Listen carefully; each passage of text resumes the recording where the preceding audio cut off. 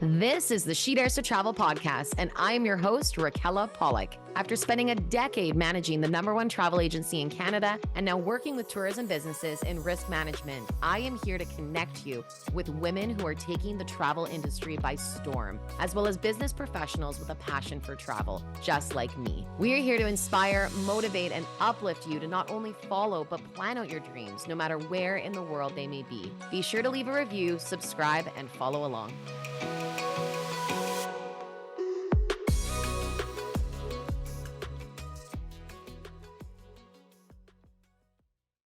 Hello and welcome back, all you daredevils, to the She Dares to Travel podcast. Of course, this is your go-to destination for stories of remarkable women shaping the world of travel and tourism. And today I am beyond excited to introduce a powerhouse in Indigenous tourism and community development. Joining us today is Chyanne Trenholm, the General Manager of Homalco Wildlife and Cultural Tours. And as a proud member of the Homalco First Nation, Chyanne's journey is deeply rooted for her passion in Indigenous tourism and its potential for fostering economic growth within First Nation communities. With her bachelor's degree focusing on Indigenous trends and issues, Chyanne has honed her expertise and dedicated herself to amplifying the voices and experiences of her community. From her years of frontline experience in tourism, leisure, and travel to her current role right now as General Manager, she's continuously sharpening her skills in leadership, communication, and admin. And she also just won the Indigenous Tourism Award last night at the Taya BC Awards Gala. Woo woo! So get ready to be inspired as we dive into Chyanne's journey and her dedication into Indigenous tourism and just the incredible impact that she's making on her community and beyond. Chyanne, thank you for being here. Thank you for having me. So excited to have you. One of my first in-person interviews, so this is really exciting. So just thrilled to have you, thrilled to have met you at this conference as well too. So tell us a bit about yourself. Have you always lived in Campbell River? Yeah, so I was born and raised in Campbell River, in particular on the Homalco First Nation Reserve, which is just south of Campbell River. And yeah, I grew up in a small community. Campbell River has grown a lot over the years, and it's turning to quite the destination, which I'm really proud to be part of the community still. Awesome. I have never been to Campbell River, but I want to go, and I want to travel up into the islands above. Is kind of my plan for one of these days. That's a really good plan. There's a ton of stuff to see. You have wildlife galore, mountains, the ocean, rivers, lakes, trails. Like it's Campbell River itself is just all along the ocean too. So like the entire drive, it's just ocean instead of housing, but it's just like it's beautiful. Beautiful. Have you traveled through quite a bit of BC or the rest of Canada as well, or mainly on the island? Growing up, it was mainly the island and a bit of like kind of Vancouver area for track and field. Okay. But I really had no idea kind of what was outside of Vancouver Island until I hit university. And even then, I went to Vancouver Island University in Nanaimo. So not too far from my home grounds, still close enough. And I didn't actually really travel around until 2017 when I decided to go tree planting. Oh, and so I actually saw quite a bit of British Columbia and Alberta by road, going to different small communities, planting trees. And that was a really cool experience because I was able to see some really, really remote places. And I also met my my current partner there as well. Very neat. I've heard tree planting is not for the faint of heart. Definitely is not. It's a test of will. It's you're like the strongest you've ever been. You burn 1 billion calories in a day. It's just, and it's an incredible thing. It's the best and worst experience of your life, and that's not a common statement from tree planters. So it's a weird love-hate relationship, but yeah, it kind of it was a really neat experience. And I left tree planting to actually go into tourism, like in the same summer, which was actually what transitioned me to Homalco Tours. Oh wow! And is the tree planting after schooling that you did with a bachelor's degree? It was during the summers. Okay. So I only did 2 seasons, and it was just you graduate and then you're off into the woods for the summer. Yeah. Earning a pretty good amount of cash. You got to work hard for it, but you can come back. But it was just during the summer seasons of while I was in school. Okay, nice. And with talk a little bit about your schooling that you've done with the bachelor's that you do have. What was that like? It was a journey to get there. I was in post-secondary school for longer than usual, and I think that's a common thing for a lot of students. You don't really know what you want to do right out of high school. And so I take that in as a story for a lot of people trying to figure out what they want to do, because it's probably not going to happen right away. It took me going to college with a focus on psychology to switching to physical education to switching to tourism in a span of 3 years, getting there, testing it out.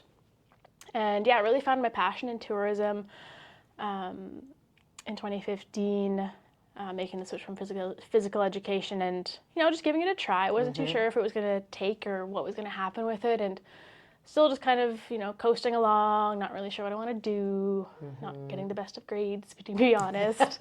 And then my third year, I found Indigenous tourism through an elective class in my studies called Aboriginal tourism. And it was an elective course, so it was an optional course. And I was like, oh, that sounds cool. And so I took that and was learning a lot. And our end of year project, it was to create a pretty big project, and I decided to do a video. Because I really like kind of creating things. And so I did a video about engaging youth in Indigenous tourism. And through that, I found a lot of information that was super relevant to me and my community back home.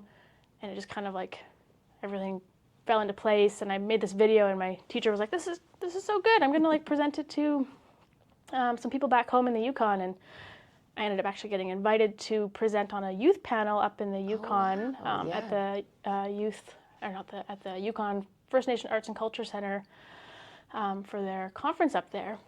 And that was my first introduction to the industry world, and a really cool opportunity being it was 2019 when that happened. So I was still in school, still figuring it out. So that's where things kind of the trajectory went, and it's been a journey since. And then never look back. Never look back, honestly, no. It's amazing. Almost every woman that I speak to on this podcast, they always use the word passion that comes up. And I feel like it's so true in this industry with tourism that you have to follow your passion. You have to be passionate about it, whether you're working in a hotel or you're doing tours or wherever you are, because without that, like that's like the driving force behind what you do. It absolutely is. And I attribute a lot of my success to that passion, because I could have found how a lot of times, and I've had many, breakdowns, if you will, of, what am I doing? This is so hard, and like it's really challenging me, but like this is what I really love to do, like through and through. So I'm really, grateful to have found my passion and be able to work in it every day. And it's not a job for me. It's a job, but it's more than a job. It's passion. It's passion. It is really, really awesome to be able to work in this field for that. Good. And that's something I think that is what helps get through those hard times, gets through those moments of what am I doing? Okay, how do I reassess this to keep moving forward? So talk a little bit about your early stages in tourism. So the first job you got, was it completely different, or was it all at Homalco? And then I know you did admin roles and all of the roles, so elaborate a bit on that. Yeah, my first introduction to tourism was, back in 2012 when I was taking an Outward Bound Canada kayaking, not a course, but an experience for 20 days kayaking through Clydequit Sound and Tofino. And it opened my eyes to like, what is this thing that you can just spend time in nature? Because I always loved nature, but I didn't know there was like a thing of like tourism. I didn't really know what tourism was. Yeah. And so that was my introduction to like outdoor recreation, which I fell in love with, and was like, how can I, like, it was kind of like the back of my head, like, how can I maybe get towards this, and didn't really know. So my first real tourism job was with Wild Play Nanaimo. Doing the zipline guiding, tree guiding, and bungee jump catching people. Very strange thing to be doing, but super fun.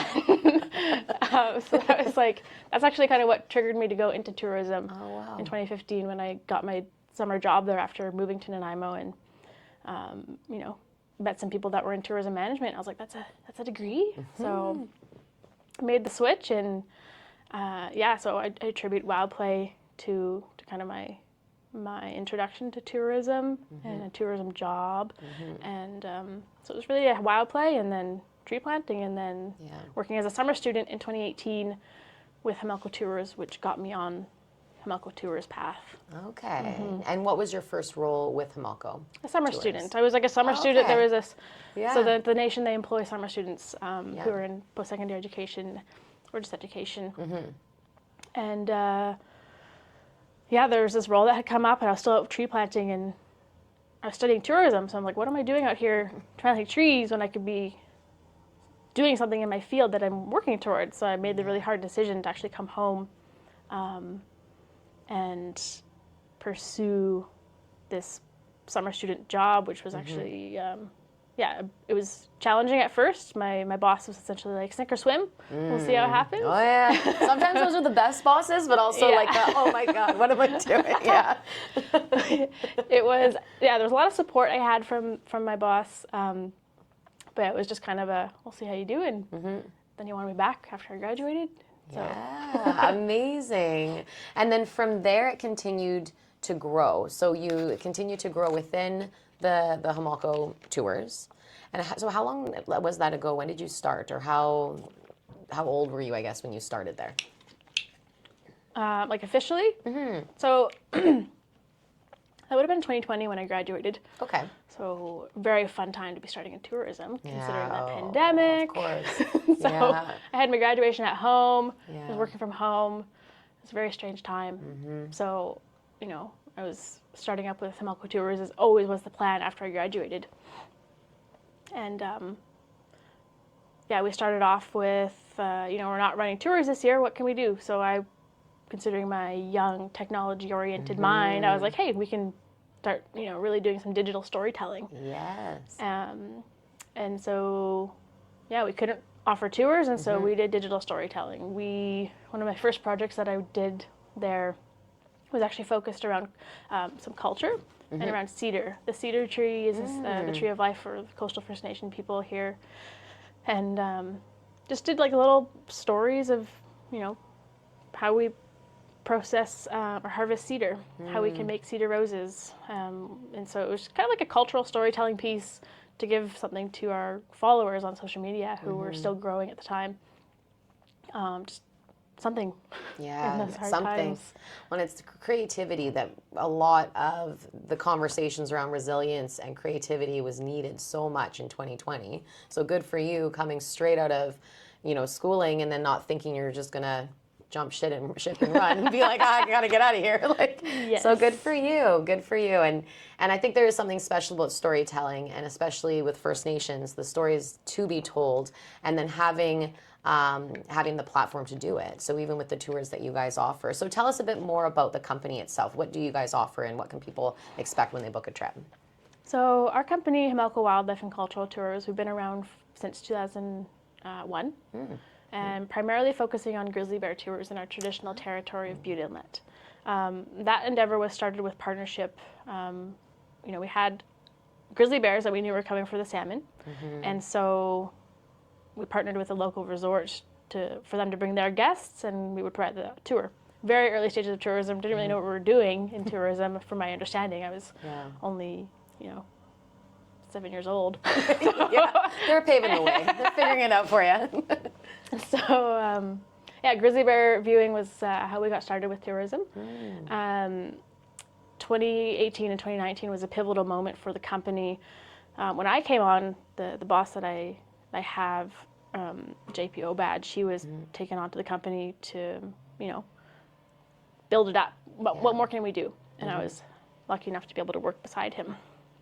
And so we developed things, he developed things in 2019, moved to export readiness, so welcoming travelers, and developing our own cultural tours, our own wildlife tours, building and designing our own brand new luxury tour vessels, just really making a name for ourselves. So 2021, we opened our doors to visitors and were able to introduce these really cool boats that we built. There's 12 seats inside, 12 seats outside, 12 passenger only. So everyone on board gets 2 seats. Okay. So you have a really intimate and, very, very cool experience with not a lot of people on board. So you get to learn a lot and get to talk with your guides and skipper. And so, we offer cultural tours. We go visit our last village site of Church House for Homalco. It's called People Water Land. That's a really neat tour that actually gets you onto the land, learning about the history of the area. Really cultural, immersive tour. And you actually get to work with cedar. So I talked about cedar before, and you actually get to work with that material to make yourself a bracelet. Oh, cool. And so that's a really neat one. We also have whale watching tours. So those are kind of your standard, going out looking for marine wildlife, humpbacks, orcas, sea lions, seals. And we have a lot of wildlife around Campbell River. And very fortunate for all that wildlife that is there. Yeah. And we also obviously still do our grizzly bear tours. We do it ourselves, and we also still work with our partners because we wouldn't be able to do it without our partners. And so we still really value those relationships. But now we're able to bring people from start to finish with Homalco tours to go experience our grizzly bears. We have a range of, we have a very big variety of tours. We're building and building and building. From half-day, 4-hour tours to kind of longer 8 to 10-hour tours. Wow. And where do you see, from what you know where it started to where it is now with you coming on board, or I guess to when it was when you came on board in 2020 to what it is now, where do you see the vision for the company? Where do you see it in 5 to 10 years that you would love to have it grow to? That's a very interesting question, because right now Homalco in itself is going through a lot of growth. We've just acquired land. There's land acquisitions happening. Tons of economic development happening. So sky's the limit for kind of what's going on in the next 5 to 10 years. We're currently working on building a remote wilderness lodge, expanding into some heli ski operations. Amazing. In our traditional territories. I would love, from day one, to starting some sort of kayaking experience, because it's still really close to my heart, kayaking. Yeah. So, we have many things to offer. The problem we're probably gonna run into is just capacity.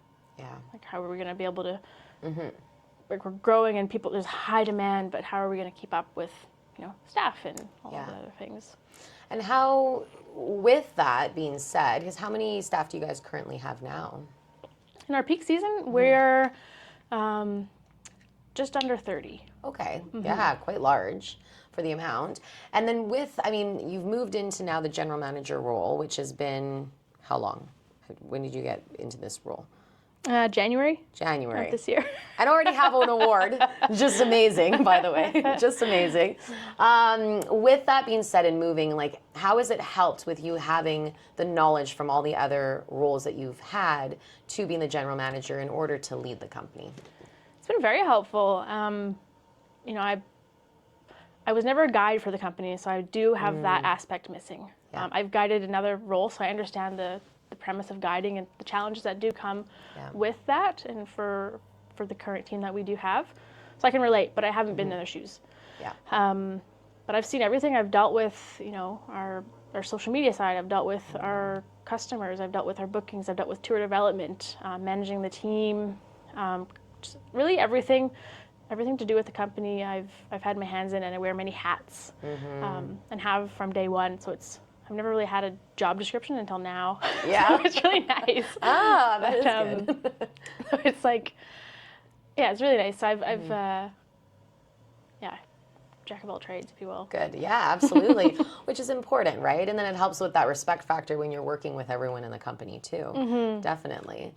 I've always thought of First Nations as people very connected to the land and to the earth, and it's something that I think is really important for a lot of other ethnicities to develop, because there is something, like you said, like kayaking out in the wilderness. I went on a whale watching tour while I was here. There's something so peaceful and connected to this earth and beautiful world that we live in.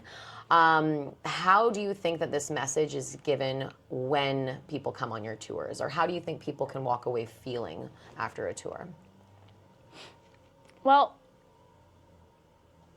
so Campbell River, where we're in raw nature if you just step out your back door. So there's already a connection there, but when you get out on our boats and out in the territory, it's another ethereal feeling of a place. I experience it every time I go out there as well, and you step on the land and you just feel something. There's something there. It's quiet.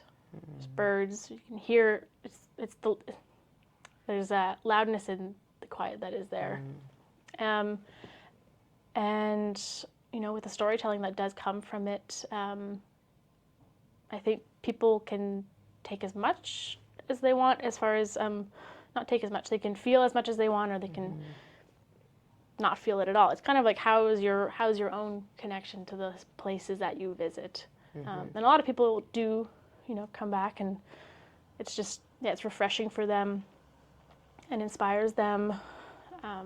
Just being out on the water really is very healing. Yeah, very healing. It's a great word for it. Very healing. There's something about, for me, it's always been the ocean. I live close to lakes, which is wonderful, but then as soon as I get to the ocean, I'm like, oh, like I can really breathe. Like there's something really, really healing about it. That's a perfect word. Perfect word. For any women that want to get into tourism, any Indigenous women that want to get into tourism and get into a place where they are general manager or they are leading, what type of advice would you have for them? Yeah, following my own advice sometimes is hard, but I hear you. like anyone, you hear ya. can give advice, but it's hard to follow it. So I'm saying this for myself too, is, know your worth. And don't be afraid to say yes to some scary opportunities that come up. That's how we grow. We don't grow when we're not uncomfortable. There's a good uncomfortable and there's bad uncomfortable. Trying to figure out what that is, I don't know. But I hear you. But as long as you're growing and moving forward, and open to the opportunities that will arise, and also really taking up space for yourself, making sure your voice is heard, is very valuable. I've had to learn it myself, being in a male-dominated industry of wildlife and marine tourism. It's a lot of men at the table, and a lot of them are very welcoming. However, there's just still that thing, I don't see another woman at the table. I don't see another Indigenous woman at the table. So I'm really kind of, aware of that, and aware that my presence does matter. And so, just take up that space, make sure your voice is heard, and don't be afraid to know your worth, and just do what you feel is right as well, and follow your heart, and lead with emotion, lead with compassion, and listen to people as well. You were on a panel yesterday at the tourism conference, and it was with Worth Association, and you said the same thing, and I think it's really valuable advice that it is so important to listen and to hear where your staff are coming from, listen to yourself, and figure out a way to move forward. And even some of the women I was interviewing earlier, I asked a similar question to them, and one of them had said it's stepping into your power, and it's feeling that power and knowing that you are there and you deserve to be there. And that is something that it's hard, and it's something we constantly have to remind ourselves every single day, because once we stop, that's when that little nagging creep comes into your voice. The little creep comes up. I don't know what to call it, but it's annoying, but we all have it. So I think that's really, really good, valuable insight for all of us to take with us moving forward. Definitely. So thank you for that. What is your ask for us for, in a very fast-paced moving world where we all really can slow down or need to slow down and take a bit more nature? What's an ask for what we could do to continue to leave this world better than we found it? I think it comes down to the base principle of, don't take more than you need. Oftentimes we're in a take society, and just sharing the space that you're living in, respecting the environment. Like, it's all pretty base, simple stuff, but sometimes we need that reminder. But when, when we're harvesting medicines or food, we don't take more than what we need to sustain ourselves. So I think that's one piece there that can resonate with people. Because we're in a very consumer-driven world where maybe we don't need that item, or just filling empty holes here. It's well, look at 2020 grocery stores. That was mayhem, and everyone panicked. And we all just took what we needed. It still would have been on the shelves. So great point. Great point. Well, thank you for sharing your story. I think it is inspiring what you've done, how you are here, and how it will inspire so many people just to grow and to know their worth and to continue to move forward in what they're doing and follow their passion. It's so important. So thank you. Where can people find more about Homalco Wildlife? So we're all over the place. We have a website called Homalco Tours. We're on Instagram, Facebook, LinkedIn, all tagged at Homalco Tours, HOMALCOTOURS. We are there, and we have a lot of space on the internet. Awesome. Yeah, we'll look for those videos. Yes. I love it. Well, thank you so much again for being here. Really appreciate it. Thank you very much. Thank you to Hotel Zed Kelowna, Victoria, and Tofino for being our sponsor. You can also save 15% off your next getaway using the code DARES2, DARES 2, the number 2, at hotelzed.com. These funky and unique hotels are in British Columbia, and they're going to have you not wanting to leave while you're on your next vacation. Enjoy! If you like this episode, please subscribe, download a few more, and leave a review. I really would love to hear from you, what you enjoyed and what your key takeaways were. And of course, please let me know if there's any aspect of the travel industry you want me to talk about next. You can also search for the hashtag #SheDaresToTravelPodcast on Instagram and comment on the episode's post with your questions. I'd love to answer them all for you guys. I hope you enjoy your day, stay so well, and until next time, fly straight.